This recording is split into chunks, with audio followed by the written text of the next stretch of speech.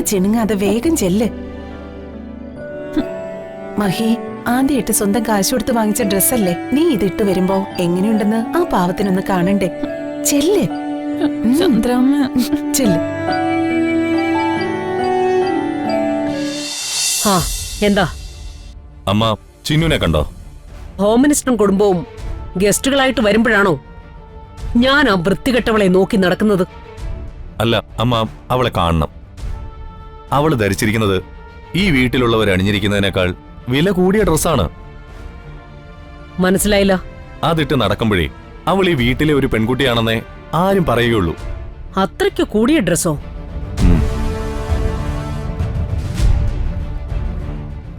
അല്ലെങ്കിലും മഹിയുടെ സെലക്ഷൻ തെറ്റാറില്ല. പാവം, ഈ ഡ്രസ്സിന് നല്ല വിലയായിട്ടുണ്ടാവും. ഡ്രൈവർ പയ്യന് തുച്ഛ ശമ്പളമല്ലേ കാണൂ. പിന്നിപ്പോ കോളേജിലും ജോലി ഉണ്ടല്ലോ.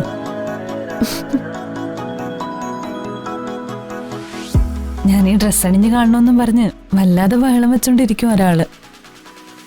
എങ്കിന്തിനാ മഹിയെ വെറുതെ നിരാശനാക്കുന്നേ? മഹിയെ കൊണ്ടുചെന്ന് കാണിക്ക്.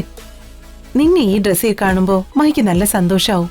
പക്ഷെ അവിടെ എല്ലാരും എന്നെ ഈ ഡ്രസ്സിൽ കാണില്ലേ? ഈ വീട്ടിലുള്ളവര് നിന്നെ കാണാതെ മഹിക്ക് നിന്നെ ഈ ഡ്രസ്സിൽ കാണിച്ചു കൊടുക്കേണ്ടത് എങ്ങനെയെന്ന് എനിക്കറിയാം. നീ എന്നോടൊപ്പം വാ. പക്ഷെ ചന്ദ്രാമ്മ. ഒരു ചന്ദ്രാമ്മയും ഇല്ല. ദേ, വെറുതെ ജാടിയൊന്നും കാണിക്കണ്ട. വാ വാ. ആ, നീ കിച്ചന്റെ ഡോർ ക്ലോസ് ചെയ്തിട്ട് വാ. നമുക്ക് മഹിയുടെ അടുത്ത് പോ.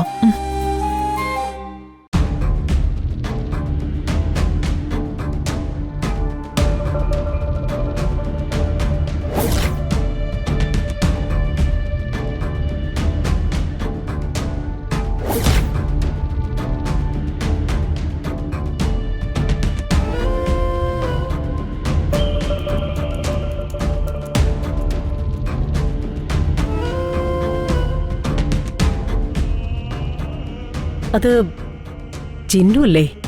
ഒറ്റ നോട്ടത്തില് കണ്ടുപിടിക്കാൻ പറ്റുന്നില്ലല്ലേ? അതെ, ഇവിടുത്തെ ചിന്നു തന്നെയാ. പക്ഷേ അവളുടെ ഡ്രസ്സ് അതിന് നല്ല വിലയായി കാണുമല്ലോ. ഒരു വർഷത്തെ അവളുടെ ശമ്പളത്തുക മൊത്തമായി കൊടുത്താൽ പോലും അത്രയും വിലയുള്ളൊരു ഡ്രസ്സ് വാങ്ങാൻ അവളെ കൊണ്ട് പറ്റില്ല. അതിന് ആ ഡ്രസ്സ് അവള് വാങ്ങിയതല്ല, അവൾക്ക് സമ്മാനമായിട്ട് കിട്ടിയതാ. ഇത്രയും വിലയുള്ള ഡ്രസ്സ് അവൾക്ക് സമ്മാനമായി നൽകാൻ മാത്രം കയ്യിൽ കാശുള്ളത് ആരായിരിക്കും? അമ്മയുടെ മകനില്ലേ മാഹി, അവൻ തന്നെ.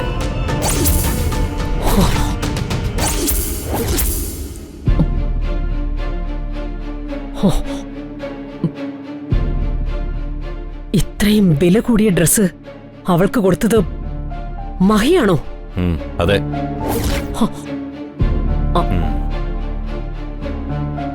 ഈ അടുത്തായിട്ട് അവന്റെ പോക്ക് എനിക്ക് അങ്ങോട്ട് ബോധിക്കുന്നില്ല. അമ്മ അവനെ ഒന്ന് ശ്രദ്ധിക്കണം. ഇനി അമ്മ ഉദാസീനത കാണിച്ച അവൻ കൈവിട്ടു പോവും. ഇങ്ങനൊരു ഡ്രസ്സ് വാങ്ങുന്നുണ്ടെങ്കിൽ അവൻ ആർക്കാ അത് ഗിഫ്റ്റായിട്ട് കൊടുക്കേണ്ടത്? ദക്ഷയ്ക്കല്ലേ? അതെ, ഇങ്ങനെ അവൻ സമ്മാനം കൊടുക്കേണ്ടത് അവൾക്കാണ്. അതിനുള്ള അർഹതയും അവൾക്ക് മാത്രമാ ഉള്ളത്. എന്നിട്ട് അവൻ ചെയ്തതോ? ദക്ഷ അറിഞ്ഞ പിന്നെ ഇവിടെ നടക്കുന്നത് ഭൂകമ്പമായിരിക്കും. അമ്മയ്ക്കറിയാലോ, അവളുടെ സ്വഭാവവും ഏതാണ്ട് അമ്മയുടെ പോലെ തന്നെയാ. ഞാൻ പറയാനുള്ളത് പറഞ്ഞു. ഇനിയെങ്കിലും അമ്മ അവനെ കുറച്ചൊന്ന് ശ്രദ്ധിക്കണം. അവനെ നന്നായിട്ടൊന്ന് നിയന്ത്രിക്കണം. ഇല്ലെങ്കിൽ പിന്നെ എല്ലാം കൈവിട്ടു പോവും. സൂക്ഷിച്ച ദുഃഖിക്കണ്ട. ഇതിൽ കൂടുതൽ എനിക്ക് അമ്മയോടൊന്നും പറയാനില്ല.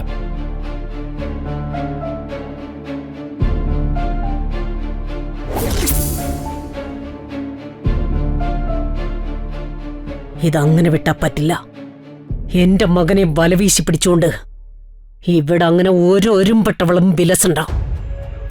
ആ ചിന്നുവിന്റെ എല്ലാ കളികളും ഞാൻ അവസാനിപ്പിക്കുന്നുണ്ട്. അതിനി ഏറെ താമസം ഉണ്ടാവില്ല. തീർക്കും ഞാൻ.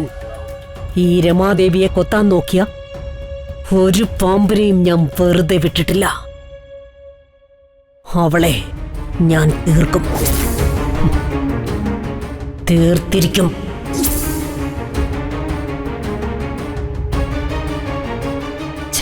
അവളെവിടെയാ ആ ചിന്നു? അർജുൻ പറഞ്ഞത് സത്യമാണെങ്കിൽ ഇന്നവളെ ഞാൻ കൊല്ലും. ചിന്നു, ചിന്നു, ചിന്നു. വാ.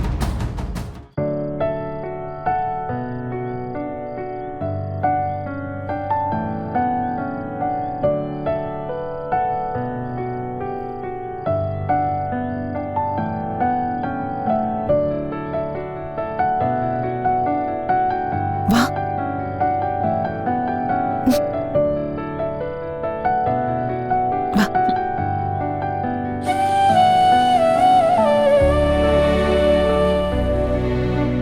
ദേ, മഹി ഇവിടെ കാത്തിരിപ്പുണ്ട്, ദേവതയെ പ്രതീക്ഷിച്ച് നിൽക്കുന്ന താപസിനെ പോലെ. നിന്ന് ചിണുങ്ങാതെ വേഗം ചെല്ല്. മഹി ആദ്യമായിട്ട് സ്വന്തം കാശ് കൊടുത്ത് വാങ്ങിച്ച ഡ്രസ്സല്ലേ, നീ ഇതിട്ട് വരുമ്പോ എങ്ങനെയുണ്ടെന്ന് ആ പാവത്തിനൊന്ന് കാണണ്ടേ. ചെല്ല്. ചന്ദ്രാമ്മ. ചെല്ല്.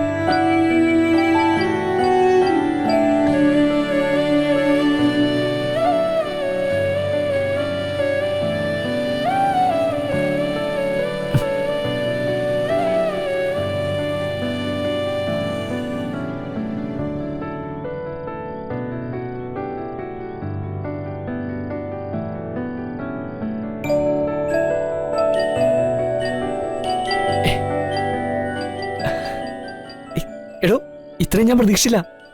അത്രയ്ക്ക് വൃത്തികേടാണോ? അല്ല, ഞാൻ പ്രതീക്ഷിച്ചാലും മനോഹരമായിട്ടുണ്ട്. ഒരു അപ്സരസ് ഭൂമിയിലേക്ക് ഇറങ്ങി വന്നതുപോലെ.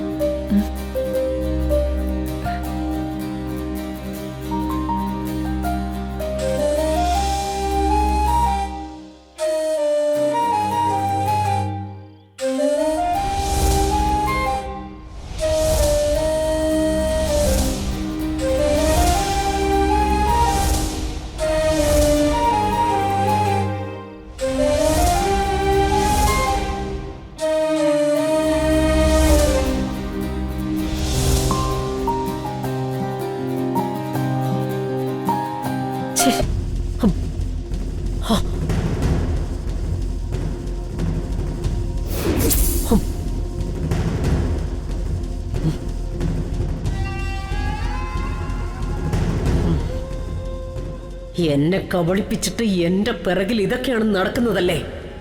എന്റെ ഉപ്പും ചോറും തിന്നിട്ട് എല്ലാവരും എന്നെ ദ്രോഹിക്കുക. എല്ലാത്തിനും ഞാൻ വച്ചിട്ടുണ്ട്. ഓരോരുത്തരുടെ കണക്കുകൾ ഞാൻ പ്രത്യേകം പ്രത്യേകം തീർക്കും. ഇപ്പോഴത്തെ ഈ ചിരിക്ക് ഞാൻ നിന്റെ കണ്ണീര് കൊണ്ട് പകരം വീട്ടും. നോക്കിക്കോ.